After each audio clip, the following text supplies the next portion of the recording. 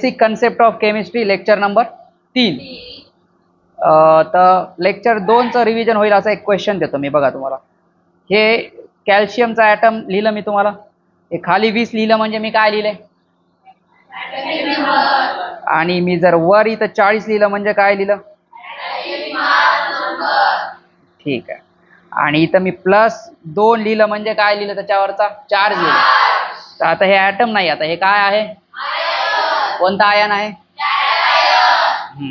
आता जर मी तुम्हाला याचा रिलेटिव्ह चार्ज लिहा म्हटलं तर याचा रिलेटिव्ह चार्ज असते, कारण याच्यावर चार्ज आहे आणि ह्या चार्जला आपण रिलेटिव्ह चार्ज म्हणतो, याला म्हणतो +2. पण चार्ज जे असते ते मोजतो आपण कुलम मध्ये. तर 2 कुलम चार्ज नाहीये, तर म्हणून याला रिलेटिव्ह चार्ज म्हणतो आपण. की एक प्रोटॉन वरच्याला 1 म्हणायचं ठरवलं आणि इलेक्ट्रॉन वरच्याला -1 म्हणायचं ठरवलं, तर याच्यावर +2 म्हणजे याच्यावर 2 प्रोटॉन जास्त आहेत इलेक्ट्रॉन पेक्षा. पण एका प्रोटॉनवर 1 कुलम चार्ज नसते ना.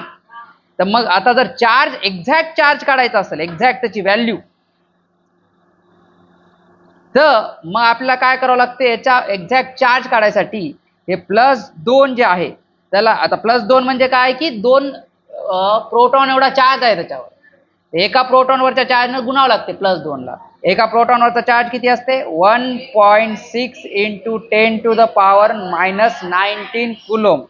हे एवढा एक्झॅक्ट चार्ज आहे याच्यावर. कशावर, त्या कॅटायन. किती चार्ज आहे, +2 × 1.6 × 10⁻⁻19 कुलोम. हे एक्झॅक्ट चार्ज आहे. आणि +2 साधं जर म्हटलं तुम्ही तर त्याला रिलेटिव्ह चार्ज म्हणतात.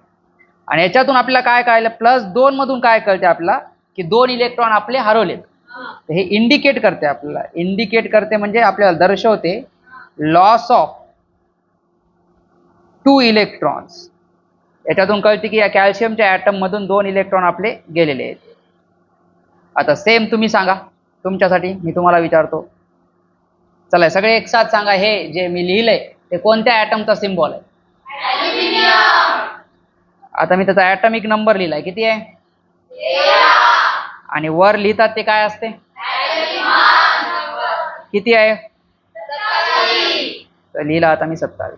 आता याचा मला कॅटायन लिहायचा आहे, तर मी याच्यावरचा चार्ज लिहिला. ठीक आहे. आता मी लिहितो रिलेटिव्ह चार्ज, मी लिहितो, त्याच्यानंतर तुम्ही सांगा मला रिलेटिव्ह चार्ज किती आहे. तर रिलेटिव्ह चार्ज बरोबर, हा सांगा किती आहे, रिलेटिव्ह चार्ज +3. आणि एक्झॅक्ट चार्ज सांगा, एक्झॅक्ट चार्ज, एक्झॅक्ट चार्ज बरोबर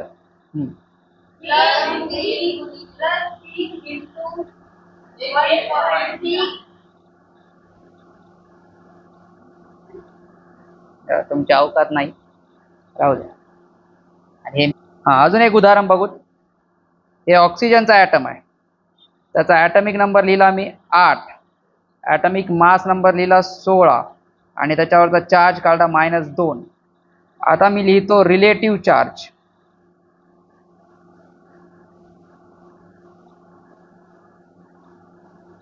रिलेटिव्ह चार्ज किती आहे, -2.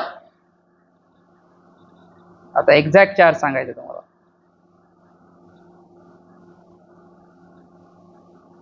एक्झॅक्ट चार्ज -2 गुणिले 1.6 गुणिले 10⁻⁻².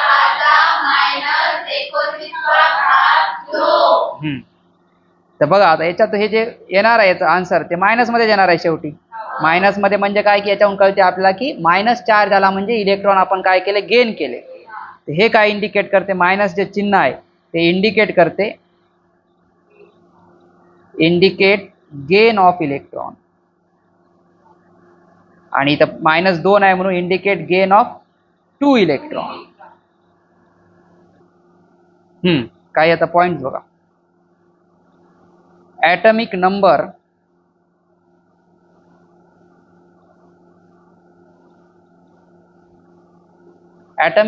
बरोबर ॲटम्स मधले काय असतात, नंबर ऑफ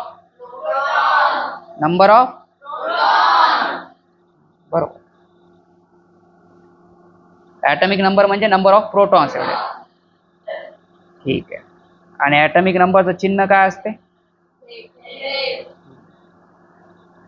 दुसरा पॉइंट मास नंबर जे असते, ॲटॉमिक मास नंबर. याचं चिन्ह काय असते ए.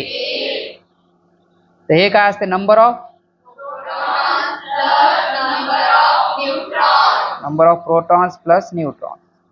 प्रोटॉन आणि न्यूट्रॉनच्या संख्यांची बेरीज, किंवा यालाच काय म्हणतात, कारण प्रोटॉन आणि न्यूट्रॉन्सलाच न्यूक्लिऑन्स म्हणतात. तर नंबर ऑफ न्यूक्लिऑन्स.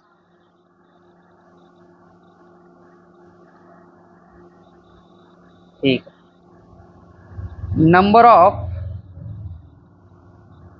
नंबर म्हणजे संख्या ऑफ प्रोटॉन्स म्हणजे प्रोटॉनची संख्या,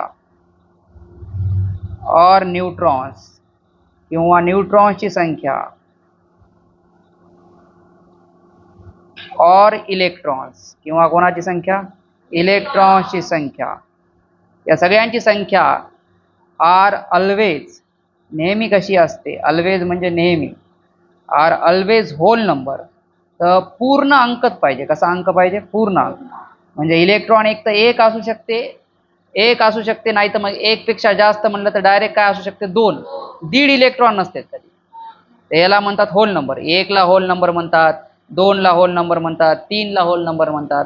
हे दीड 1.1 हे होल नंबर नाही आहेत, हे अपूर्ण अंक आहे. तर हे नेहमी प्रोटॉन किंवा इलेक्ट्रॉन किंवा न्यूट्रॉन कशा असते तर होल नंबरमध्ये. तर पूर्ण एकच भेटते, असं अर्धा दीड चतकोर असं नाही भेटत. कळलं का? तर मग त्यामुळं काय होते, प्रोटॉन किंवा इलेक्ट्रॉन किंवा न्यूट्रॉन होल नंबर असल्यामुळं तर ॲटमिक नंबर आणि ॲटमिक मास नंबर हे नेहमी कसं असते होल नंबरच असते. ॲटमिक नंबर आणि ॲटमिक मास नंबर हे कसं असते होल नंबर. ॲटमिक नंबर म्हणजेच काय असते त्याच्यातल्या प्रोटॉनची संख्या. आता प्रोटॉनचा संख्या जर होल नंबर असेल तर ॲटमिक नंबर हे होल नंबरच असणार आहे. अँड मास नंबर काय असते प्रोटॉन आणि न्यूट्रॉनची संख्या. आता प्रोटॉन होल नंबर आहेत, न्यूट्रॉन हे होल नंबर आहे, तर मास नंबर हे कसं असणार आहे होल नंबरच असणार. मग पॉईंटमध्ये उत्तर कसं येईल, 2 तुम्ही जर पूर्ण अंकांची बेरीज करायली तर पॉईंटमध्ये उत्तर नाही येत. तर ॲटमिक नंबर आणि मास, जसं तुम्ही म्हणसाल मग ते क्लोरीनचं कसं काय 35.5 आहे, कारण ते तुमचं ते ॲव्हरेज ॲटमिक मास असते. ते 2 वेगवेगळे आयसोटोपचं मिळून तुम्ही काढलेला. कोणता एक ॲटम जर बघितलं तर त्याचं एक तर क्लोरीन 35 वाला ॲटम भेटते तुम्हाला, नाही तर कोणता भेटते 37 वाला. पण तुम्ही निसर्गात जे कोणता ॲटम भेटल त्याची प्रोबॅबिलिटी काय, तर 35 वाला भेटण्याची प्रोबॅबिलिटी 75% की तुम्ही जर 100 ॲटम जर आणले क्लोरीनचे तर त्याच्यातले 75 असे भेटतात तुम्हाला की त्यांचं वजन 35 आहे, आणि 25 असे भेटतात त्यांचं वजन 37 आहे. मग आता तुम्ही यांचं 35 वजन घेतलं आणि त्यांचं 37 घेतलं, सगळ्या 100चं जर वजन काढलं तर तुमचं ॲव्हरेज किती येते, एकाचं 35.5 येते. ते 100 जणांचं ॲव्हरेज आहे. त्यांना ॲव्हरेज ॲटमिक मास म्हणतात, आम म्हणतात आम. तर पण एका ॲटमचा जर तुम्ही मास नंबर बघितला तर ते कसं असते नेहमी आर ऑलवेज होल नंबर. पॉईंटमध्ये येऊ शकत नाही. ते जे पॉईंटमध्ये जे अणुवस्तुमानांक येतात ते त्यांच्या आयसोटोपचा आपण विचार करून काढलेले असल्यामुळे येतात.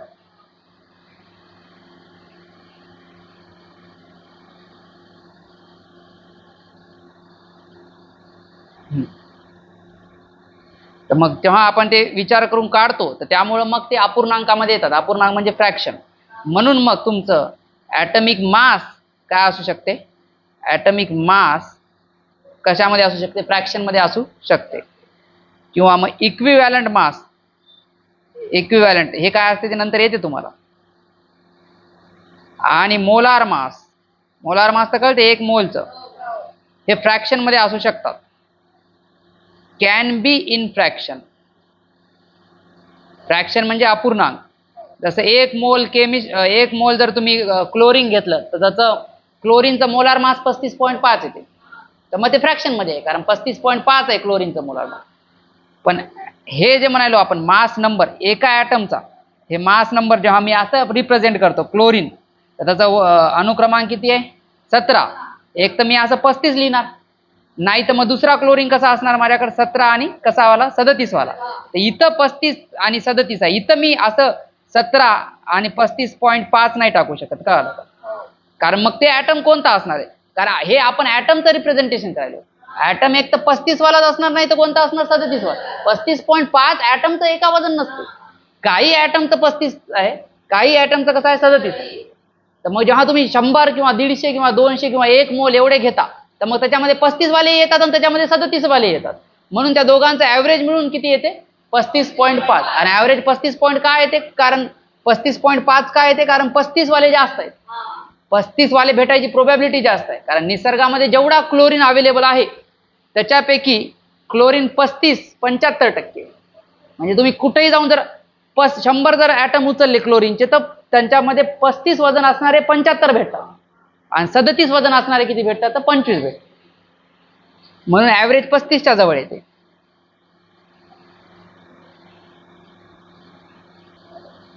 आता पुढे बघा, मास म्हणजे वजन ऑफ एक प्रोटॉन, किंवा जेवढं प्रोटॉनचं असतं तेवढंच न्यूट्रॉनचं, म्हणून एक न्यूट्रॉन. आता एका प्रोटॉनच्या वजनाला आपण मास नंबर काढताना एक म्हणतो, एक, पण ते एक रिलेटिव्ह मास असते आणि एक आपण म्हणून टाकले. एक तर काही किलो नसते किंवा 1 ग्राम तर नसते.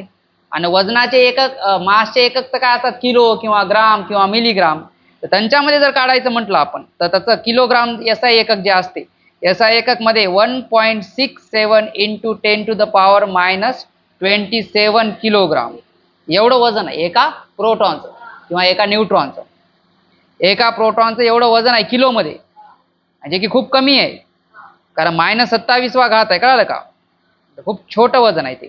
आता यालाच आपण काय म्हणतो? एक. यालाच एक म्हणायचं ठरवलं आपण. यालाच काय म्हणायचं ठरवलं? एक ॲटमिक मास युनिट, AMU, आहे की नाही? म्हणजे एक याला म्हणायचं ठरवलं. आता हे जेवढं वजन आहे कोणतं? 1.67 × 10⁻⁻27 किलो. हे एवढं जे वजन आहे ते एका प्रोटॉनचं वजन आहे. त्या एका प्रोटॉनच्या वजनाला आपण एक ॲटमिक मास युनिट म्हणायचं ठरवलं, कळालं का?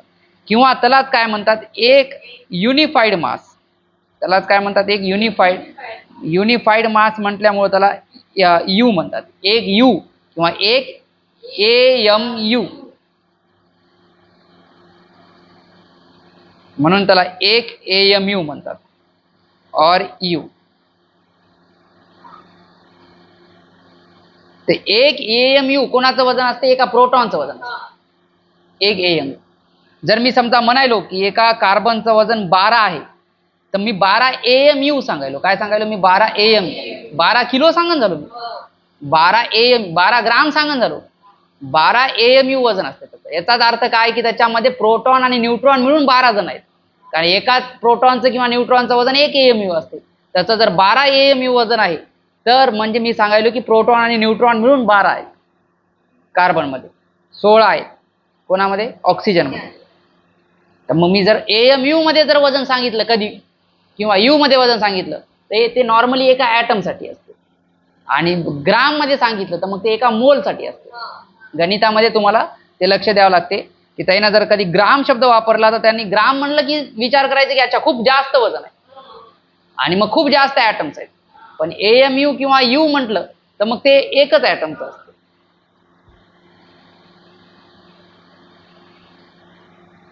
इथं बघा, H2O पाण्याचा मॉलिक्युलर फॉर्म्युला आहे.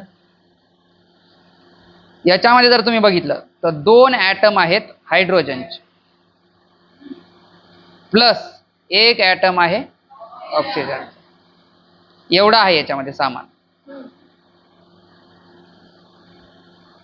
ठीक आहे. आता जर मी तुम्हाला विचारलं की याच्यामध्ये इलेक्ट्रॉन किती आहेत या मॉलिक्यूलमध्ये तर तुम्ही काय करणार? आधी ऑक्सिजन मधले इलेक्ट्रॉन काढणार आणि मग हायड्रोजन मधले काढणार, आहे की नाही? तर एका हायड्रोजन मध्ये इलेक्ट्रॉन किती असते? 1. पण हायड्रोजन किती आहेत त्यांना गुणायचं, गुणिले 2 केलं तर हे हायड्रोजनचं काम संपलं. प्लस आता ऑक्सिजनचं दुसरा एलिमेंट चालू झाला की प्लस टाकायचं. ऑक्सिजन, एका ऑक्सिजन मध्ये इलेक्ट्रॉन किती असतात? 8. ऑक्सिजन किती आहे? 1, म्हणून 1 न गुणलं. कळले का? तर 2 1 2, 8 1 2 आणि 8 किती झाले? 10. तर एका पाण्याच्या रेणूमध्ये, ते एक पाण्याचा रेणू आहे, त्याच्यामध्ये इलेक्ट्रॉन किती आले? 10 आले. आता प्रोटॉन बघा,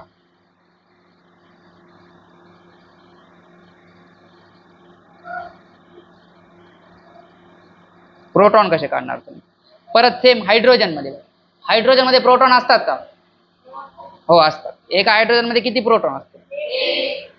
तर 1 लिहिलं. पण हायड्रोजन किती आहे तेवढ्यानं गुणायचं. हायड्रोजन किती आहे? 2 न गुणलं हायड्रोजनचं काम संपलं. पुढचा एलिमेंट चालू करायच्या आधी काय टाकायचं? प्लस. आता ऑक्सिजन. ऑक्सिजनमध्ये प्रोटॉन असतात का? असतात. किती असतात एका ऑक्सिजनमध्ये?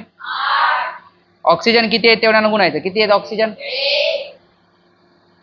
बे एक 8 एक 8 आणि 2 किती झाले? 10. तर बघा जेवढे इलेक्ट्रॉन आहेत तेवढेच प्रोटॉन आहेत म्हणून याच्यावर काही चार्ज दिसन झालाय तुम्हाला. जेवढे इलेक्ट्रॉन आहेत तेवढेच प्रोटॉन जेव्हा असतात त्याच्यावर चार्ज नाही दिसत. आता पुढे बघा न्यूट्रॉन.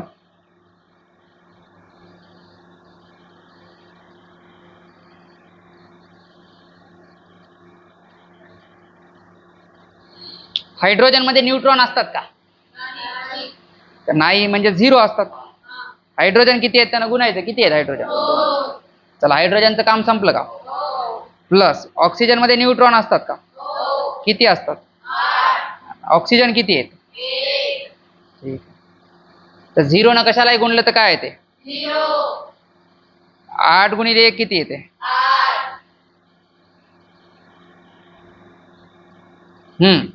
तर 0 गुणिले 2 0 झालं आणि 8 गुणिले 1 किती झालं? 8. आणि 8 आणि 0 किती झाले? 8. तर मग न्यूट्रॉन किती आले? 8.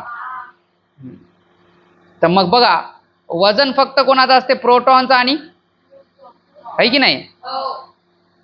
वजन असते फक्त प्रोटॉन आणि न्यूट्रॉनचं. तर मग आता मॉलिक्यूलचं मास काढू, पूर्ण त्या रेणूचं मास काढू. मास बरोबर कसं काढणार आपण?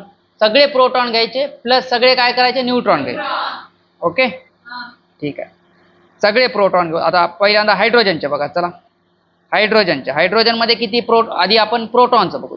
हायड्रोजनमध्ये प्रोटॉन आहेत का? आहेत. किती असते? 1.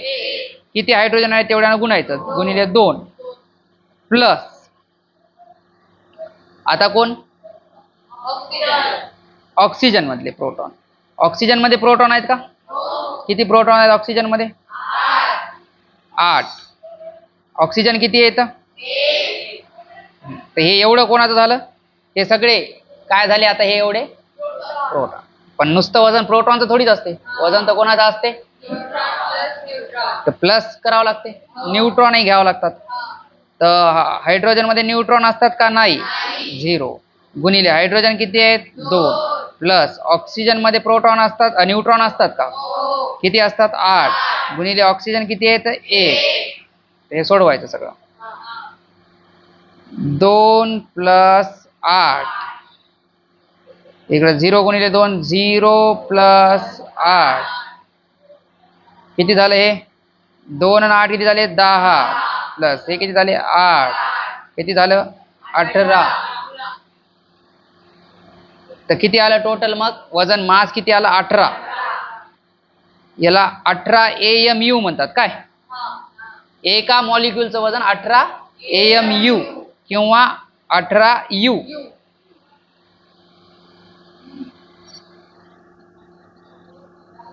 चला आता सेम पाण्यासारखं आपण कोणासोबत करूत?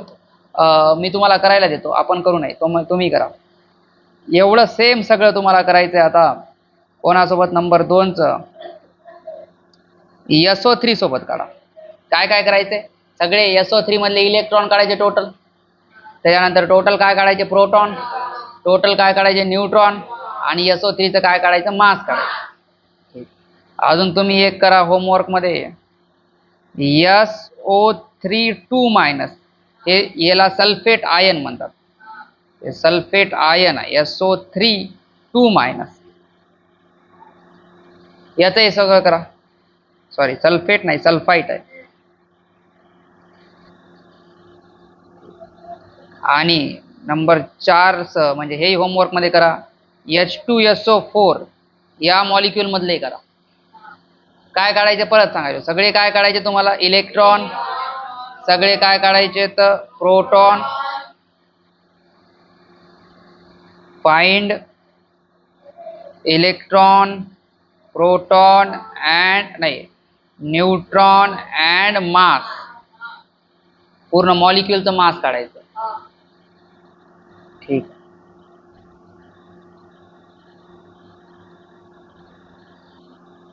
चला आता पुढचा पॉइंट आहे. तुम्हाला हे सगळे आयसो वाले टर्म बघायचे. आयसो टर्म्स, आयसो शब्दवाले. ते आयसो तर पहिली गोष्ट हे काय प्रिफिक्स आहे. सगळ्या शब्दाच्या आधी लागते ना, आधी लागणाऱ्याला काय म्हणतात प्रिफिक्स. याचा अर्थ काय असते आयसो म्हणजे इक्वल सेम. याचा अर्थ काय असते इक्वल समान और सेम. समान समान अर्थ असते समान. आयसो लागलं की समान. तर यातला पहिला आयसो वाला टर्म कोणता आहे आपला आयसोटोप्स. आयसोटोप.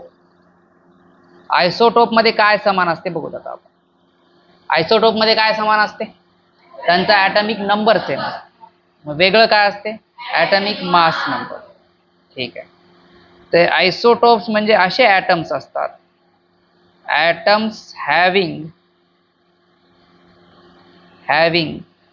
सेम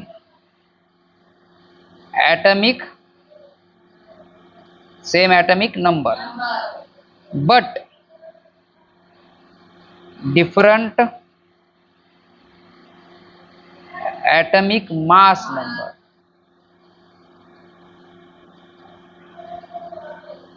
ठीक आहे.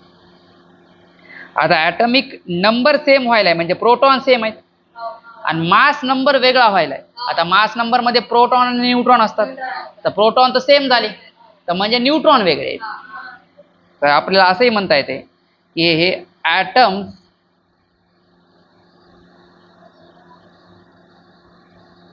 हॅव काय सेम आहे दोघांमध्ये same number of proton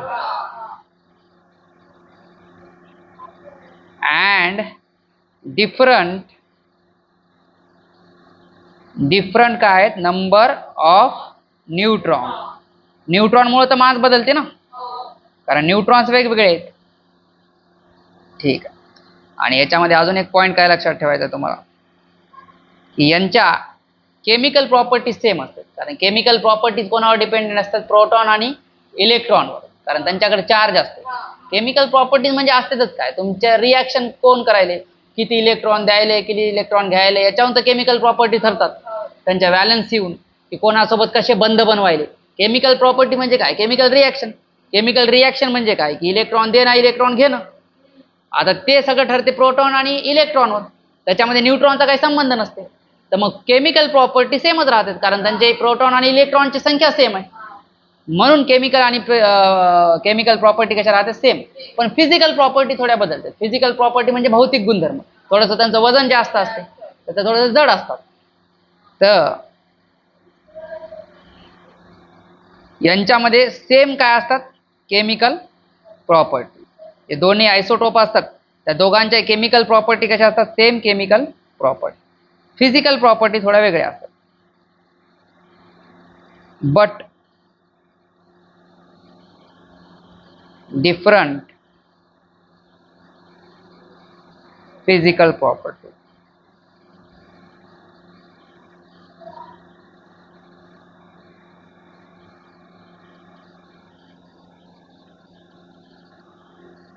example बघा आता आयसोटोप्स ऑफ हायड्रोजन. हायड्रोजन जे एलिमेंट आहे त्याचे आयसोटोप आहेत. हे आपण असं रिप्रेझेंटेशन करतो. ॲटॉमिक नंबर आहे 1 आणि ॲटॉमिक मास नंबर आहे 1. ॲटॉमिक नंबर सेम पाहिजे दरवेळेस. ॲटॉमिक नंबर दरवेळेस 1 पाहिजे. ॲटॉमिक मास नंबर किती यायचा 2. आणि इथं ॲटॉमिक नंबर 1 पण ॲटॉमिक मास नंबर किती 3. हे तिघ जण काय आहेत आयसोटोप आहेत. यांना एकमेकांचे आयसोटोप म्हणतात. म्हणजे या पहिल्याचे दोघ जण आयसोटोप आहेत. दुसऱ्याचे पहिलं आणि तिसरं आयसोटोप आहे. तिसऱ्याचा पहिलं आणि दुसरा आयसोटोप. म्हणजे एक जण हे आहे आणि दुसऱ्याला आयसोटोप असं नाही. ते एकमेकांचे आयसोटोप असतात. तसे भाऊ असतात की एक भाऊ दुसऱ्याचा भाऊ असते ते दुसरा तर पहिल्याचा भाऊ असतो. ते एकमेकांचे आयसोटोप असं म्हणतात त्यांना. एक जण मेन आणि बाकीचे असे हे साईडला आहेत असं काही नाही. ठीक आहे. याचं नाव प्रोटीनम म्हणतात. याला काय म्हणतात प्रोटीनम. प्रोटीनम अरे यार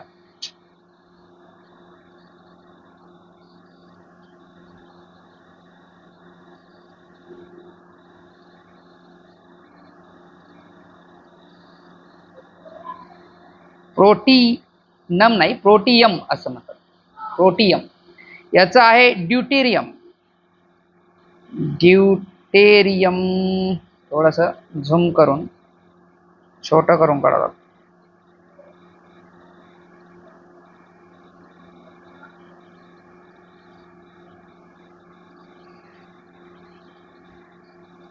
आणि याचं काय ट्रिटियम.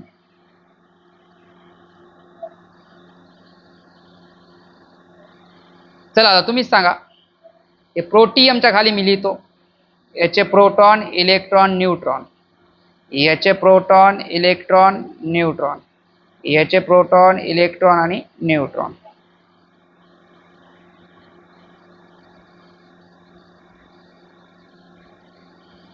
चला प्रोटियमचे प्रोटॉन इलेक्ट्रॉन, प्रोटियमचा न्यूट्रॉन 0, शाबाश. ड्यूटेरियमचा प्रोटॉन इलेक्ट्रॉन न्यूट्रॉन, ट्रिटियम मध्ये प्रोटॉन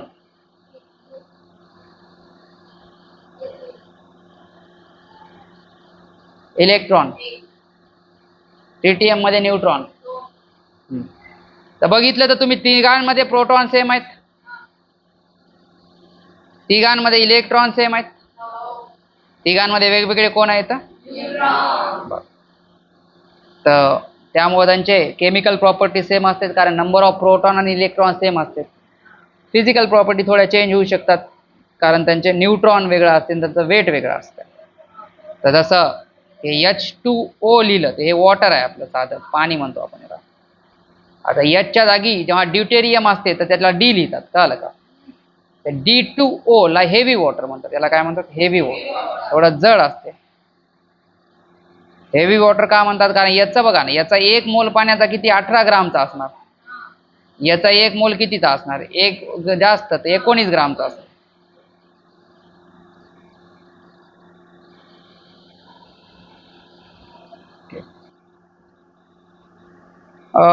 हायड्रोजनचे आयसोटोप झाले. आता अजून एक उदाहरण बघू. आयसोटोप्स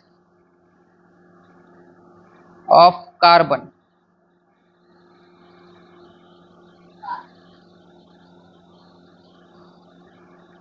हे बघा, हे कार्बनचं सिम्बॉल, हे 6 त्याचा ॲटॉमिक नंबर, हे 12 त्याचा ॲटॉमिक मास नंबर. अजून एक कार्बनचा आयसोटोप असते, त्याचा ॲटॉमिक नंबर 6 असते, पण त्याचा ॲटॉमिक नंबर काय असते 14. का, याच्यामध्ये प्रोटॉन किती आहेत 6, याच्यामध्ये पण प्रोटॉन 6 आहेत, पण याच्यामध्ये न्यूट्रॉन हे 6 आहेत, म्हणून 6 6 वजन याचं 12 झालं. पण याच्यामध्ये न्यूट्रॉन किती आहेत 8 आहेत, म्हणून त्याचं वजन किती झालं 14 झालं. ठीक. चला आता आपल्याला शिकायचं नेक्स्ट पॉइंट आहे ॲव्हरेज ॲटॉमिक मास. ॲव्हरेज ॲटॉमिक मास कसा आहे, ॲव्हरेजचं ए घ्या, ॲटॉमिकचं ए घ्या, मासचं एम घ्या, तर काय झालं आम. तर ॲव्हरेज ॲटॉमिक मास काय, आता जसं तुम्ही नुसतं ॲटॉमिक मास म्हणलं तर ते एका ॲटमचं मास होते, पण जे एक एलिमेंट आहे त्याच्यामध्ये त्याचे वेगवेगळे आयसोटोप आहेत, तर त्यांचे ॲटॉमिक मास वेगवेगळे आहेत. तर एकाच एलिमेंटमध्ये ॲटॉमिक मास वेगवेगळे आहेत, पण एका एलिमेंटचं एकच आपल्याला मास असावं, तर त्याला काय म्हणतात ॲव्हरेज ॲटॉमिक मास. तर मग हे कोणासाठी असते, आयसोटोपसाठी. म्हणजे जेवढे आयसोटोप आहेत ते सगळे घ्या, त्यांचे वजन घ्या, आणि त्यांचं किती पर्सेंटेज आहे त्याचा ॲव्हरेज काढा. साधं हे गणितातलं ॲव्हरेज आहे, सरासरी आहे गणितातली. तर बघा, हे कोणासाठी डिफाईन असते, डिफाईन फॉर आयसोटोप्स, म्हणजे सगळे आयसोटोपचा विचार करून हे काढलेलं असतं, कळलं का. जसं इकडे विचार करा. आता एक एक्झाम्पल बघा, एक्झाम्पलमध्ये आपण कोणत्या एलिमेंटचं देईन झालो, एक जनरल घ्यायलो, एक जनरल एलिमेंट आहे समजा X, तर त्याचं एकाच, आता सगळे X एलिमेंट आहे, त्याचा ॲटॉमिक नंबर कसा आहे सेम आहे, पण ॲटॉमिक मास कसा आहे वेगळा आहे, कारण हे त्याचे आपल्याला आयसोटोप बघायचे. तर Xचा एक आयसोटोपचं वजन 20 आहे, Xच्या एका आयसोटोपचं वजन समजा 23 आहे, आणि Xच्या एका आयसोटोपचं वजन किती आहे 25 आहे. X एलिमेंट आहे, आणि त्याचे सगळे हे वेगवेगळे आयसोटोप आहेत, म्हणजे त्यांच्या दरवेळेस त्याचा ॲटॉमिक नंबर सेम आहे. ॲटॉमिक नंबर मी दिलाय का खाली लिहून तुम्हाला? नाही. हे वर जे लिहितो तो आपण काय असतो? Atomic mass number. त्या ॲटॉमिक नंबरची गरजच नाही आपल्याला. ॲटॉमिक नंबर जे काय आहे ते सेम आहे. मास एकाचं 20 आहे, एकदा 23 आहे, एकदा 25 आहे. तर बघा आयसोटोप आहेत हे तिघ जण. आयसोटोपचं मला मास सांगा. आयसोटोपिक मास सांगा. पहिल्याचा आयसोटोपिक मास किती आहे? पहिल्याचा आयसोटोपिक मास किती आहे? 20. दुसऱ्या आयसोटोपचा मास किती आहे? 23. तिसऱ्या आयसोटोपचा मास किती आहे? 25. ठीक आहे. आता याच्यासोबत तुम्हाला काय दिलेलं असते? पर्सेंटेज अबंडन्स हे शब्द असते. अबंडन्स म्हणजे त्याची उपलब्धता. पर्सेंटेज म्हणजे किती टक्के अवेलेबल आहे निसर्गामध्ये. की हे एक्स नावाचा एलिमेंट आहे, त्याचे 3 आयसोटोप अवेलेबल आहेत निसर्गात. किती आयसोटोप अवेलेबल आहेत? 3. समजा इमॅजिन करा तुम्ही की ते त्याचा नंबर 10 आहे. त्याचा ॲटॉमिक नंबर किती आहे? 10. तर ॲटॉमिक नंबर 10 आहे आणि ॲटॉमिक मास नंबर एकाचा 20 आहे, एकदा 23 आहे, एकदा किती आहे? 25 आहे. आता जे 20 वाला आहे ते 50% अवेलेबल आहे. 50% अवेलेबलचा अर्थ सांगतो. तुम्ही निसर्गात जा आणि एक्स जे एलिमेंट आहे ते आणला उचलून, त्याचे 100 ॲटम तुम्ही उचलून आणले आणि घरी आणून त्यांचं वजन चेक केलं, तर 100 जणांपैकी 50 जणांचं वजन किती भेटते? 20 भेटते. त्याला म्हणतात पर्सेंटेज अबंडन्स. आणि मग आता तुम्ही वजन चेक करताना 100 जण जे तुम्ही आणलेत त्याच्यापैकी 20 जणांचं वजन तुम्हाला 23 भेटते. 20 जणांचं वजन किती भेटते तुम्हाला? तर 100 तुम्ही ॲटम आणले. कशाचे? एलिमेंटचे. कोणता एलिमेंट? एक्स. त्याच्यातले तुम्ही वजन केलं सगळ्यांचं, तर 100 जणांपैकी 50 जणांचं वजन किती भेटलं? 20 भेटलं. 20 जणांचं वजन किती भेटलं? 23 भेटलं. तर 50 आणि 20 किती झाले? 70. तर संपले. आता उरले किती? 30. तर 30 जणांचं वजन किती भेटलं तुमचं? 25. आता हे जर दिलेलं जरी नसेल तरी काढता येते तुम्हाला. मी म्हणालो की 3च आयसोटोप अवेलेबल आहेत, त्याच्यापैकी 20 वाल्याचं पर्सेंटेज अबंडन्स 50% आणि 23 वाल्याचं 20%. तर मग 25 वाल्याचा अबंडन्स किती आहे? 30%. कळालं का? हे दिलं नसेल तरी काढता यायला पाहिजे. कसं? याचा फॉर्म्युला तयार होते की टक्के नेहमी 100 असतात. 100 मधून काय करायचं? उरलेले यायचं, उरलेल्या आयसोटोपचे टक्के वजा करायचे, उरलेल्या याची बेरीज करून वजा करायची. उरलेले कोण कोण आहेत? 50 प्लस 20. तर 100 मधून 50 प्लस 20 म्हणजे किती काढले? 70. तर किती उरतात? 30%. कळालं का? हे मी असं का दिलं? डायरेक्ट 30 का लिहिलं नाही? कारण बऱ्याचदा तुम्हाला 3-4 आयसोटोप असतात आणि त्याच्यापैकी 3 जर असतील तर दोघांचं दिलेलं असतं, तिसऱ्यांचं देत नाही, ते तुम्हाला काढायचं असते. तर काय नाही, उरलेल्या दोघांचं बेरीज करून 100 मधून वजा करायचं. आता हे झालं तुमचं काय की तुमच्याकडं एक एलिमेंट आहे, एक्स त्याचा सिम्बॉल आहे, 10 त्याचा ॲटॉमिक नंबर आहे आणि त्याचे वेगवेगळे आयसोटोप अवेलेबल आहेत. मग आता तुम्ही गणित वगैरे करताना याचं वजन 20 घेणार का 23 घेणार का 25 हे प्रॉब्लेम येते. कारण तुम्ही जी काही रिॲक्शन वगैरे करायली त्याच्यात अशी काही गॅरंटी नाही की 20 वालाच असेल, अशी काही गॅरंटी नाही की 23 वालाच असेल, अशी काही गॅरंटी नाही की 25 वाला असेल, किंवा असंही काही नाही की 20 वालेच असतात सगळे. काही 20 वाले येऊ शकतात, काही 23 वाले येऊ शकतात, काही 25 वाले येऊ शकतात. तर तुमचं गणित जास्तीत जास्त बरोबर यावं त्याच्यामध्ये वजन, तर या सगळ्यांचं तिघांचं तुम्ही ॲव्हरेज काढून घेता. काय करता? कारण तुम्ही काही जर घेतलं हे एक्स एलिमेंट रिॲक्शनमध्ये तुमच्या, तर नेहमीच जेवढं तुम्ही घेतलं त्याच्या अर्ध कोण असणार आहे? त्याचं अर्ध्या लोकांचं वजन कोण असणार आहे? 20. 20% लोकांचं वजन कोण असणार आहे? 23. आणि 30% लोकांचं वजन किती असणार आहे? 25. तर मग तुम्हाला 25 घेता येत नाही, 23 घेता येत नाही, 20 घेता येत नाही, त्यांचं ॲव्हरेज काढून घ्यावं लागते. त्यालाच म्हणतात ॲव्हरेज. त्यालाच काय म्हणतात? ॲव्हरेज ॲटॉमिक मास. म्हणजे ते एलिमेंट जेव्हा तुम्ही गणितात त्याचा मास टाकणार, त्याचा तुम्ही कोणता मास टाकणार? ॲव्हरेज ॲटॉमिक मास. तर कसं करणार? तुम्ही पहिलं वजन घ्यायचं. किती आहे वजन? 20. त्याला गुणायचं त्याच्या पर्सेंटेज अबंडन्स. कितीनं गुणायचं? 50. झालं, खतम. दुसरा आयसोटोप घ्या, त्याच्यामध्ये प्लस करायचं. प्लस केलं. दुसऱ्या आयसोटोपचं वजन घ्या. किती आहे? त्याला गुणायचं त्याच्या अबंडन्सनं. कितीनं? प्लस करायचं. तिसरा आयसोटोप घ्या. तिसऱ्या आयसोटोपचं वजन किती होतं? गुणिले त्याच्या अबंडन्स न गुणायचं. किती होतं अबंडन्स? आता हे याला भागायचं असते. ॲव्हरेज मध्ये माहिती आहे ना तुम्हाला, सगळ्यांची बेरीज आणि सगळ्यांचा भागाकार करायचा असते. आता याच्यात भागायचं, कशानं भागायचं? तर 100 भागायचं. 100 सगळ्यांच्या पर्सेंटेजची काय अबंडन्स काय करायची? बेरीज करायची, जी की नेहमी 100 येत असते. तर किती येते? पहिला गुणाकार सांगा मला. 5 दोन्ही म्हणजे किती येते गुणाकार? 1000 येते का? दुसरा सांगा. 23 दोन्ही 460 येते काय? तिसरा सांगा. 25 त्रिक 750 येते काय? भागिले काय करायचं? 100. सगळ्यांची बेरीज करायची असते आधी. तर किती येते बेरीज? 0 0 0 0. 5 आणि 6 आणि 0. 5 आणि 6 किती झाले? 11. हातचा आला 1 ना. तर मग तुमच्याकडे आता काय? 7 4 7 आणि 4 11. 11 आणि 0 11च आणि 1 हातचा 12. हातचा आला 1. तर 1 आणि 1 किती झाले? 2. तर किती आली तुमची बेरीज? 2210 भागिले 100. 100 न भागणं म्हणजे 2 ठिकाणं तुम्हाला काय करायचे आहे? पॉईंट इकडे ओढायचा. तर इथं आहे सध्या 2 ठिकाणं इकडे ओढल्यावर किती होते? 22.10. तर बघा किती आलं त्याचं वजन. आता हे तुम्ही त्या एक्स एलिमेंटचं ॲटॉमिक मास किती ठरवून टाकणार? 22.1. या 22.1 वाला कोणताच ॲटम नाही. कोणता तुम्ही ॲटम जर घेतला तर एकाचं वजन 20 तरी असेल, नाही तर काय असणार आहे? 23 तरी असणार आहे, नाही तर काय असणार आहे? 25 तरी. पण तुम्ही गणितात वापरताना वापरायला किती? 22.10. हेच कारण हे ॲव्हरेज असणार आहे. कारण तुम्ही कधी पण जेव्हा तुम्ही रिॲक्शन करताना एक ॲटम घेत नसता, हे लक्षात ठेवा. कोणीच रिॲक्शन करताना एक ॲटम नाही घेऊ शकत नाही.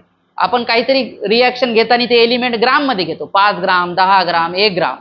आणि 1 ग्राम मध्ये सुद्धा त्याचे हजारो ॲटम असतात. आणि ते हजारो लाखो ॲटम जे असतात त्याच्यापैकी काही जणांचं वजन 20 असणार आहे, काही जणांचं वजन किती असणार आहे? 23 असणार आहे, आणि काही जणांचं वजन किती असणार आहे? 25. तर मग आपल्याला शेवटी आपण त्याचं ॲव्हरेज वजन काढतो आणि ते किती येते? 22. ते त्यांच्या पर्सेंटेज अबंडन्सवर असते.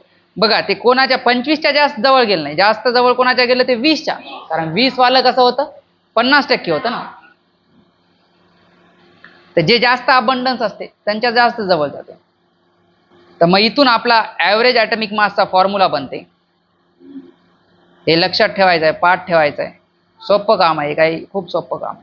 पण फॉर्म्युला पाठ असला म्हणजे कसं आहे, तुम्हाला त्या टॉपिकवरचं गणित कसं जरी दिलं तरी काढता येते. की तुम्हाला ॲव्हरेज ॲटॉमिक मास दिलं आणि पर्सेंटेज अबंडन्स काढा म्हणलं तर तेही काढता येते. फॉर्म्युला पाठ असेल तरच करता येते ते. तर हे तुमचं आहे समेशनचं चिन्ह, बेरीजचं चिन्ह आहे. बेरीज करायची आहे सगळ्याची. कशाची सगळ्याची बेरीज करायची आहे? की तुम्हाला आयसोटोपिक वजन घ्यायचंय. आयसोटोपिक काय घ्यायचंय? वजन घ्यायचंय. आणि त्याला कशानं गुणायचं? त्याच्या पर्सेंटेज अबंडन्स. हे फॉर्म्युला तयार झाला की तुम्हाला काय करायचंय? आयसोटोपिक वजन घ्यायचं. जसं आता एक उदाहरण मध्ये वजन किती होतं? 20. त्याचं अबंडन्स किती होतं? 50. तर 20 गुणिले 50 करायचं. तर असं सगळ्यासाठी करायचं. जेवढे आयसोटोप आहेत त्यांचं सगळ्यांचं वजन घ्यायचं, त्यांच्या अबंडन्स सोबत गुणाकार करायचा आणि सगळ्यांची शेवटी मग काय करायची? बेरीज. म्हणून ते समेशनचं चिन्ह आहे. आणि त्या सगळ्या आलेल्या बेरीजला शेवटी कशानं बघायचं? 100. तर मग तुमचं जे आलेलं उत्तर असते ते असते तुमचं ॲव्हरेज ॲटॉमिक मास त्या एलिमेंटचं. चला आता एक एक्झाम्पल बघूत आपण. क्लोरीनचं ॲव्हरेज ॲटॉमिक मास काढू. क्लोरीनचं ॲव्हरेज ॲटॉमिक मास काढू. क्लोरीनचं ॲव्हरेज ॲटॉमिक मास काढण्यासाठी आपल्याला क्लोरीनचे जेवढे अवेलेबल काय आहेत आयसोटोप आहेत ते बघावं लागते. बघा क्लोरीनचं मी जर रिप्रेझेंटेशन केलं तर असं आहे. त्याचा ॲटॉमिक नंबर किती आहे? 17. पण त्याच्यामध्ये 2 आपल्याला आयसोटोप अवेलेबल आहेत. एक क्लोरीन 35 म्हणजे त्याचं मास किती आहे? 35. अँड एक क्लोरीन 37 अवेलेबल आहे. असं का झालं बरं? बघा याच्यामध्ये प्रोटॉन किती असणार आहे? 17 नंबर आहे म्हणजे 17च प्रोटॉन आहे. याचाही 17 नंबर आहे म्हणजे याच्यातही प्रोटॉन किती आहे? 17 आहे.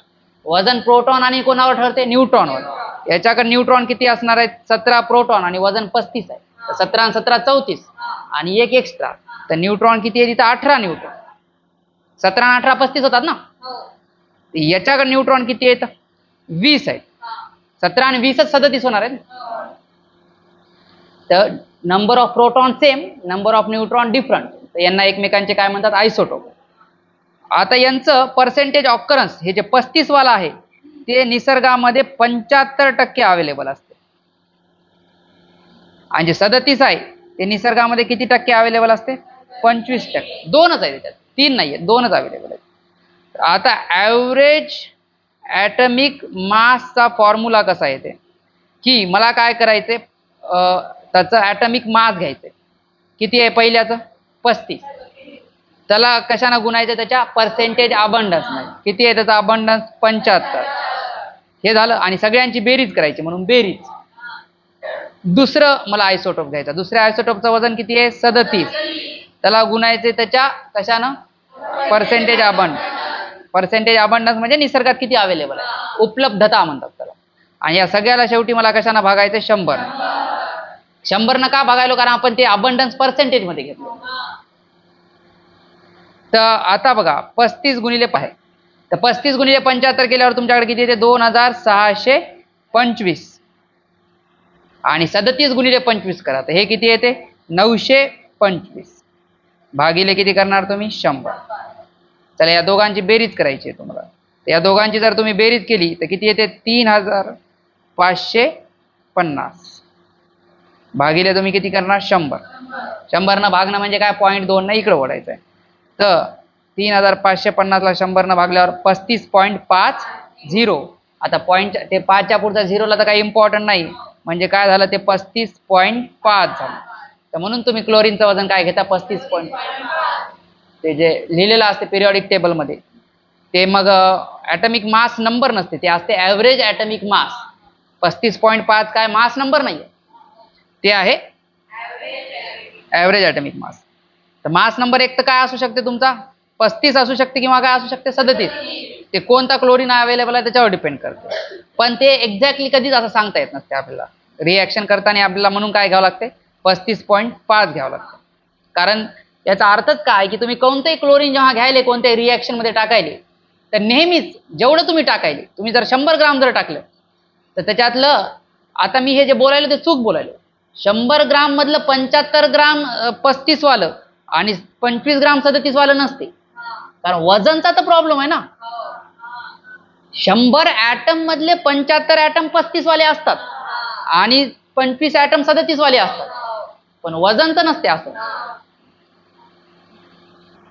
चला आता होमवर्क घ्या. 2 क्वेश्चन ॲव्हरेज ॲटमिक मास काढून आणायचे. बघा क्वेश्चन आहे, ॲन एलिमेंट, एक एलिमेंट आहे समजा पी, पी त्याचं चिन्ह आहे, एक्झिस्ट म्हणजे अस्तित्वात आहे, ॲज 2 आयसोटोप, 2 आयसोटोपच्या स्वरूपात ते अवेलेबल आहे मार्केटमध्ये, निसर्गामध्ये त्याचे 2 आयसोटोप अवेलेबल आहेत. एक आहे P40 म्हणजे एकाचं वजन त्याच्या 40 आहे, आणि एक आहे P50 एकाचं वजन त्याच्या 50 आहे. तर कॅल्क्युलेट करा म्हणते. कॅल्क्युलेट म्हणजे काढा द पर्सेंटेज अबंडन्स. बघा म्हटलं तुम्हाला पर्सेंटेज अबंडन्स, पर्सेंटेज अबंडन्स काढा म्हणायले ऑफ इच आयसोटोप. दोघांचंही पर्सेंटेज अबंडन्स काढा म्हणते. म्हणजे 40 वालं पण किती अवेलेबल आहे आणि 50 वालं पण किती अवेलेबल आहे ते दोघांचंही काढा म्हणते. जर if average atomic mass of P is 46. कळलं का? आता बघा 45 जर असलं असतं तर तेही 50% असलं असतं आणि हेही 50% असलं असतं. तर ते झुकलंय कोणाकडे? 50 कडे. तर 50 वाला जास्त अवेलेबल आहे. कळलं का? 50% तर अवेलेबल नाही, एवढं तर मी सांगू शकतो. तर आता तुम्हाला दोघांचंही काय काढायचं? पर्सेंटेज काढ. कसं काढायचं एक टिप देतो तुम्हाला. तुम्ही काय करू शकता, जे 40 वाला आहे त्याचं पर्सेंटेज अवेलेबल पकडायचं x, ते x%. आता दोघच जण आहेत तर दोघांचं मिळून 100 होणार आहे. तर हे x आहे तर ते 100 - x आहे ना. म्हणजे हे जर 10 असेल तर ते 90. ते 90 कसं आलं? तुम्ही 100 मधून 10 काढल्यावरच 90 येते, पण आता माहित नाही हे 10 आहे म्हणून. तर हे जर 40 वाल्याला x पकडलं तर 50 वाल्याचं अबंडन्स किती होते मग? 100 - आणि अबंडन्स मध्ये तुम्ही गुणाकार करता. तर 40 गुणिले x प्लस 50 गुणिले 100 - x आणि मग आणि भागिले 100. हे सगळं पदावली जर सोडवली तुम्ही तर एक्सची किंमत येते. एक्स म्हणजे 40चा अबंडन्स आहे आणि एकदा 40 वाल्याचा अबंडन्स झालं की मग 50 वाल्याचा भेटतो. होमवर्क मध्ये दुसरं गणित जे आहे बघा, an element x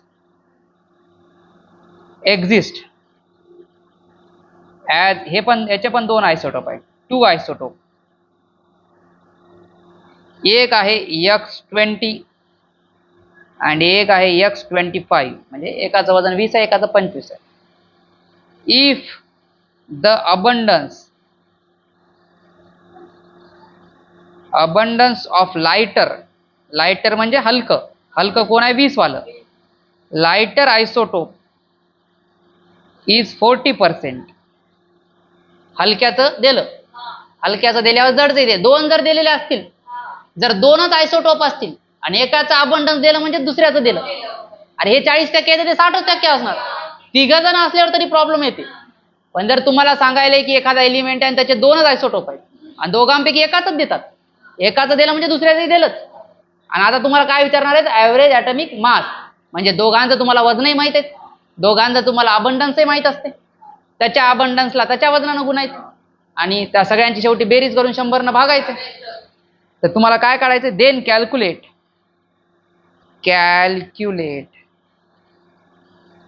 average atomic mass of X. कळलं का? तुम्हाला काय काय दिलेलं आहे, जे 20 वाला आहे एक्स 20 वालं, त्याचे किती टक्के दिले तर 40%.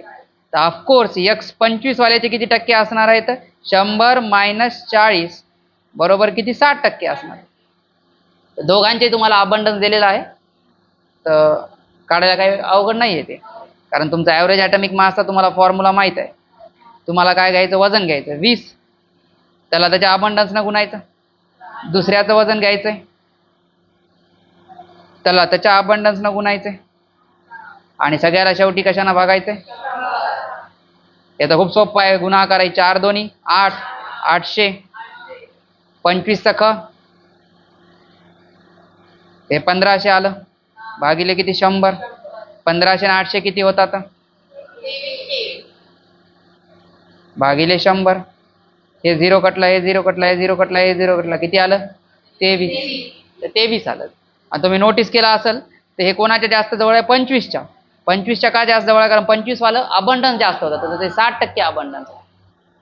दोघंही 50-50% आला असतं. कधी बघा, दोनच आयसोटोप असतील आणि दोघंही तुम्हाला 50-50% अबंडन्स दिला असेल, तर त्या दोन आकड्याच्या करेक्ट मधला आकडा घ्या. 20 आणि 25च्या मधलं सगळं करेक्ट 22.5 आला. आता हे झुकले 23 कडे, कारण 25 वाला जास्त आहे.